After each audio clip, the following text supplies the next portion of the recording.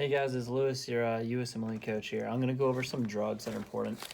These are notes that I have that are wonderful, and I typed them up and I put them in an easy-to-follow guide online. They're available in this book. I want to help. I want to share them. So I'm going to share 5 points that I promise will be on there. So I'm going to flip through this randomly here, okay? Let's just see. Give me 2 seconds. All right, so, okay. Neuraminidase inhibitor. You need to know the drug is called oseltamivir. Kind of hard to pronounce, but what does it do? You need to know the mechanism. It inhibits viral maturation and release. Very important, high yield. You need to know mechanism of action and what it inhibits, neuraminidase. You don't need to know how to pronounce it, thank God. How about another drug, hydralazine? What is this used for? It's used all the time as PRN things when patients are inpatient. So this is very important, and you must know it. And people in the OR, anesthesiologists, use it all the time. You don't need to know the milligrams, but what you do need to know is what does it do to the preload and afterload, right? And also what you really need to know is that it's a side effect. It could cause a lupus-like reaction, all right? And what does it do to afterload? The answer is decreases. So that's 2 points, guaranteed. Let's go to 3. We'll go to 4. We'll do 5 points, right? So let's just flip it over. Let's just go randomly. Let's go to benztropine, right?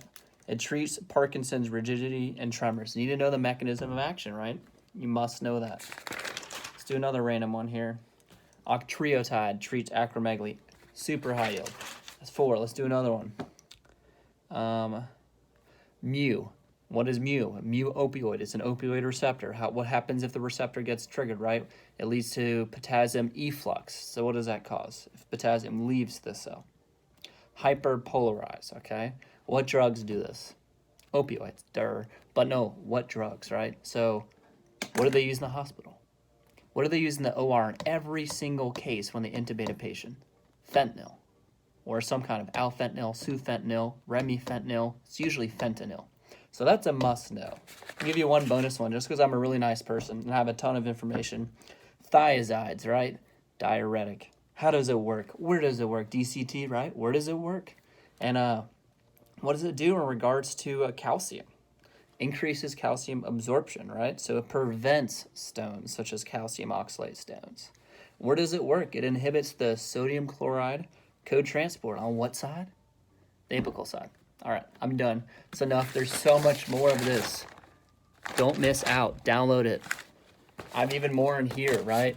You can go through 20 books and not get all this. So this is cutting the fat out. All of those will be asked. I guarantee it. I work in a hospital every other day, basically, and this is what's going on. You need to know this.